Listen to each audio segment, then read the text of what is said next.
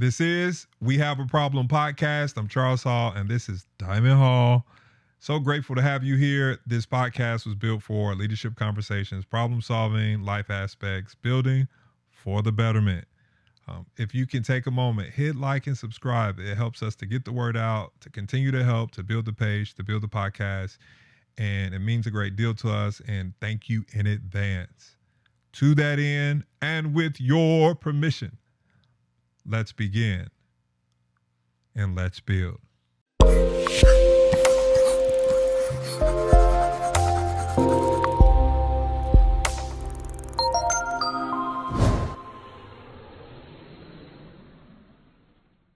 I've had this thought because I've noticed for some time that there are some people that when they walk into a room, they automatically look like a leader. They dress well, they speak well, they're very polished, and they carry themselves with confidence. But when you examine their actual output, it tells a very different story. The truth is, leadership is not about looking the part. It's about producing outcomes. I love it. Yeah. Yeah. So today we're going to talk about how do you identify leadership potential and how do you avoid choosing individuals who just appear impressive but constantly underperform. So today's conversation is for leaders who feel like they attract team members or leaders on their team who overpromise and underdeliver. And perhaps you're the leader on the team who overpromised and underdelivered. And so we want to talk about that and how can we change that. A suit does not create performance. So if you're polished and if you're confident, what are actual attributes that defines leadership? I think this is a really great topic because it creates clarity and distinction between potential and actually producing. Yeah. So I try to create a line of delineation or divide to separate people from who need help and those who can help based on what they already have. Yeah. So the distinction is project and purpose. If I build a team surrounded or the infrastructure of my team, it's solely with project people and I have to help them, then I'm spending my time, I'm exhausting my resources and my tutelage for those that I have to pull up. I need somebody who's already activated and actualized in what we're trying to accomplish. Yeah. It doesn't mean you dismiss project people. Okay. You just have to know the percentage. Wow. You have to define the percentage of how much it will take to accomplish the goal. You cannot build an entire team off of project people. You got to have people who are already actualized and activated in the purpose that's intended for the project at hand. If I only have project people, if I only have people I have to hold their hand, my hands can't go to work because I'm holding hands. I can't put my hands to work because I'm holding hands. You need people who are purpose oriented. They are already doing the thing to add value to help you accomplish. Okay. And I know sometimes it's hard because we talk heart, but we have to sort through it. We have to distinguish. If I say yes to this individual and they're on the team, one, is it appropriate? And then are they properly placed? Okay. Is it appropriate for the task at hand? You cannot spell task without ask. So I'm asking myself, if I'm appointing this person to the task, is it appropriate? And then beyond appropriate, are they properly placed? Am I going to have to hold their hand and develop, which I love developing. But what's the ratio of project and purpose? What is the ratio? Please tell me what the ratio is of project and purpose. Please tell me what the ratio is. And what I don't like as leaders, we project on our team and we say, I need you to work as hard as me. That shouldn't be the goal. You want your team to work hard, but it's your baby. They're not going to work as hard as you.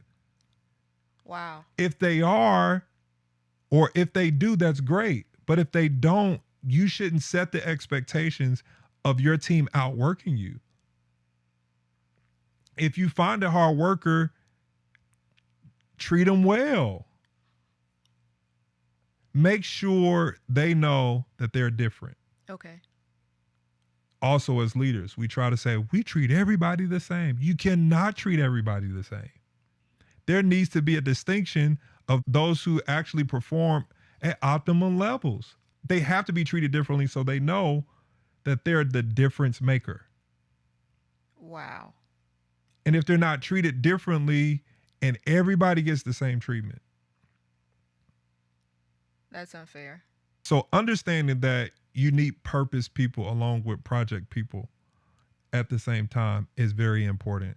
It will be an arduous and painstaking task to get the task at hand taken care of with only project people. Yeah. The goal is not everybody work at the same level. That's in an idealistic forum. That's great. But if you don't get that, how do you work with what you have? People are not going to outperform you. That's brilliant. But if you set a standard, we're all not going to work at the same level of output, but we're all going to work at the same level of excellence. If you set the standard of excellence, then you can decipher. If you set the level of excellence, then you can determine the analytics of outcome. Okay. Or the output. If we set the level of excellence, then we can determine or categorize individuals at what they're able to accomplish from an output standpoint. Okay. So the percentage may be different, but the end result or the product will look the same. So if one person puts in 20%, another person puts in 50%, we may not do the same amount of work, but the way the work looks will be the same. That makes sense. The end result, the end product will look the same based on the standard that has been set. Okay. You so brilliantly put that. You made something so complex sound very simple. That was brilliant. I like to shift and talk about why it is that organizations and teams attract individuals, but they don't appear to be a good fit. And output isn't necessarily the only thing you want to consider, because character is a big portion of that. It's not necessarily can you produce results. It's can we trust you, right? I love that, yeah. And if we're looking at what it is or why we're attracting individuals who are not a good fit, is it because we like their appearance? Is it because their tenure, they seem like they have years in this business, but we never examine their fruit? It could be nepotism. It could be cronyism, codependency. Yeah. We vibe with this person. We have this camaraderie or this we have this chemistry with them. And so we pick them thinking they're going to be a good fit for us, but they're not a good fit for the organization. And sometimes that could be bad. I don't want to say detrimental, but it can have some not favorable results. Because if you bring in someone who's vibe with you, but they're not a good fit on how they communicate to the team, that could cause your morale to come down. Yeah. The vision can be halt because maybe they are authoritarian, where they don't know how to communicate with the staff, or they're micromanaging. And so the vision pretty much stops with you because they can't get past, the person you hired on your staff. This is really, really great.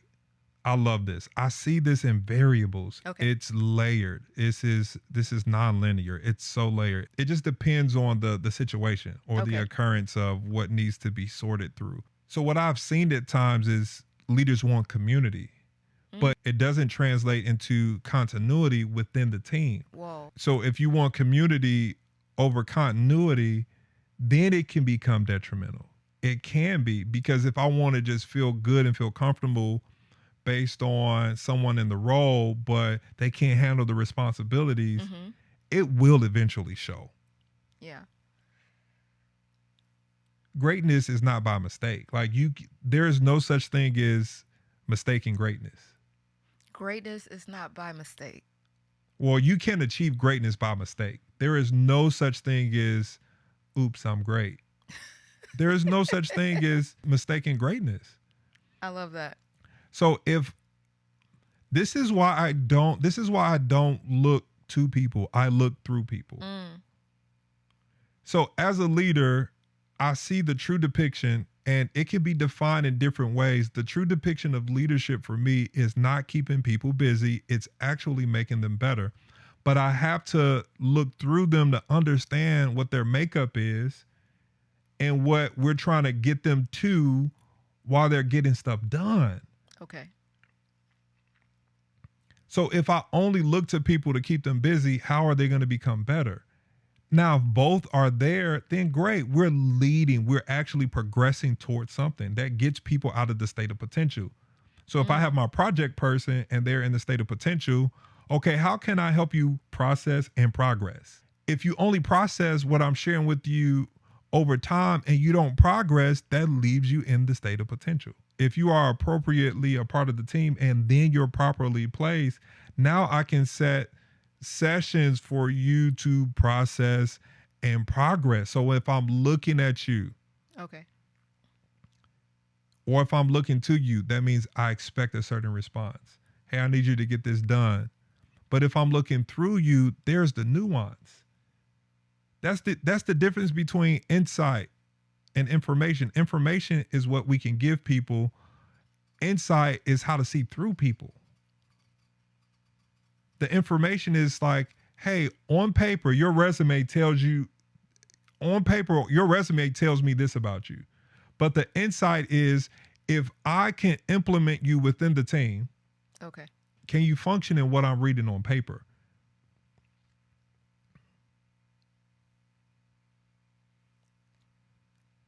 One of my favorite Bible characters' name is Hiram Abi.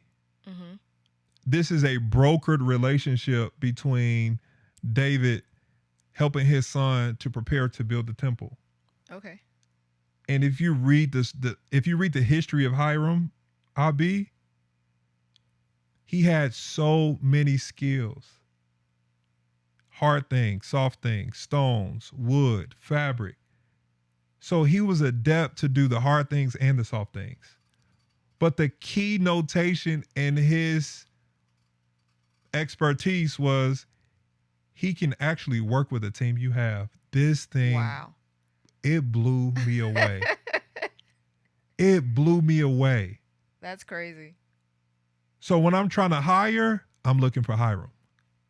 You can have gifts, but can they be implemented within the system that we already have? Because you could be super gifted and not grafted. You could be super gifted and not be able to not conform, but operate in unity within the infrastructure that is built. So how are you gifted outside of your gift? This is crazy. Can I steward my gifts in such a way that I can still be a part of the team? Oh, hurry up, Hiram. Hurry up, Hiram. Hurry up, Hiram. I'm trying to hire. I am trying to hire Hiram.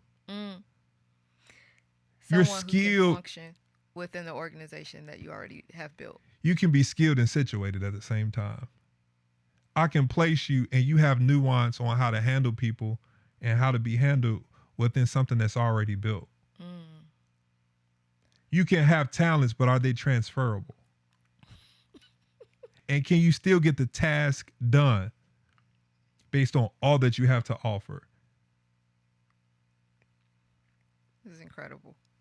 This is incredible. So, how do you, as a leader of a team, let's talk to the people who feel like I may not have a lot of high performers, but I feel like I may have a few who have leadership potential. Yeah. How do I actually identify if that is going to be a high functioning leader within my organization if I continue to be patient or build them? And there's so many ways to attack this, but at times I use lend, leave, and lean. So if I'm lending you something, I'm not watching you as you spend it. So if I'm lending you credibility and I'm giving you borrowed authority Mm-hmm. within what you need to function in, then I need to be able to trust myself enough that I've articulated what needs to take place, which is legible leadership, and then to leave and watch you multiply what has been shared.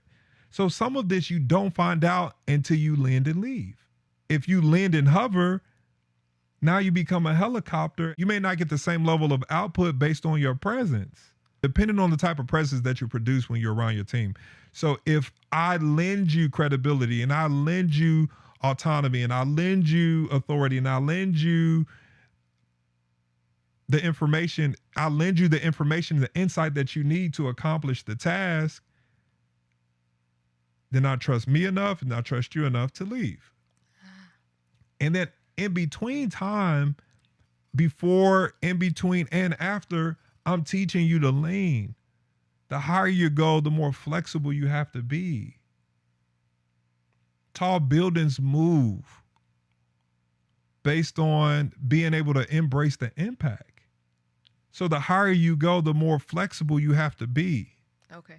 You have to have an infrastructure that's not stiff so you won't break under pressure. So I'm lending you this information and insight, but I'm not going to watch you spend every.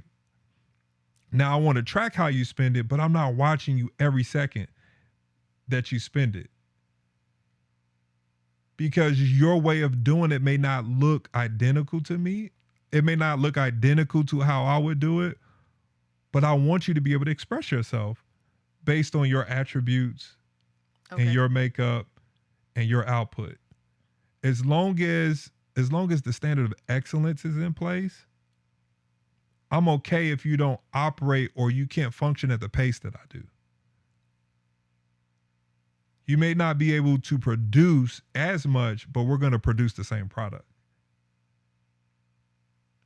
It may take you longer, but it's still going to look the same. The end result is going to be excellent. That's how I try to decipher through helping and building and developing leaders. It's very brilliant and practical. I love that. Hey, you're not going to know all the times. You're just not going to know. Okay. There's a nuance to who you choose to add to your team in leadership roles, whether they're a leader or a manager. And so there's a nuance to each person. Like you said, you can't treat everyone the same. So it's just not a few things like this person is consistent. You know, they take ownership over the task, or they could be consistent, or they could take ownership of their task, but they're actually poor execution. And so you decide, hey, I could take on this person, but there's other unaddressed issues there. Yeah, I think once you start setting standards, Okay. certain people will weed themselves out. Because if your team is built with project oriented people and you have to hold their hands and you have to build, I love building, but everybody shouldn't have to be built while you're building. You actually need builders. Brilliant. You need a Hiram who's very skilled, but who is gifted in his skill sets and gifted outside of his gift, and he has emotional stability where he can be implemented in any place and work with the team. When you have Hirams, it just takes the level of excellence higher. And then certain people will weed themselves out. And others, you may have to have a conversation. I've lended you this. What did you do with it? And then the work will tell on them. You don't have to say, you didn't do this. You didn't. The work will expose them or the lack thereof. So it's a nuance. I don't see everything linear. It's non-linear. It's so layered. It is so layered. It's based on the occurrence. It's based on the situation. It's based on the environment. It's based on what we're trying to mitigate. It's based on so many different factors. But did I do my part not to build with all project people? And then did I really empower people who are already purposed? And not feel like it's an indictment that they know how to do what they're doing. Wow. And I deploy them with confidence. Because when I deploy them with confidence, then that standard is set even more so across the organization. And I've noticed that that energy is contagious. Wow. You will have people who will learn from that and grow from that just based on your investment somewhere else.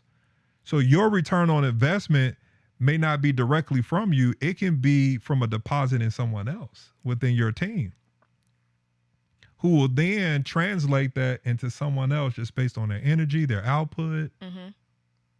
So yeah, I personally don't think, and I have not seen it as a cookie cutter conversation. And this is how. Now there are attributes, and I do believe that there are laws and ways that you should operate. But information is one thing, but insight is another. Information is text. Insight is context. Information is surface. Insight is submerged. Submerge. I'm thinking deeper. How can I help this individual to become better? How can I help build, which helps the end goal? I love that. That was so brilliant. This has been a very fun conversation. It has. This has been We Have a Problem podcast. I'm Charles Hall. It's my babe, Diamond Hall. Thank you so much for tuning in. Hit like and subscribe. And we will catch you on the next one.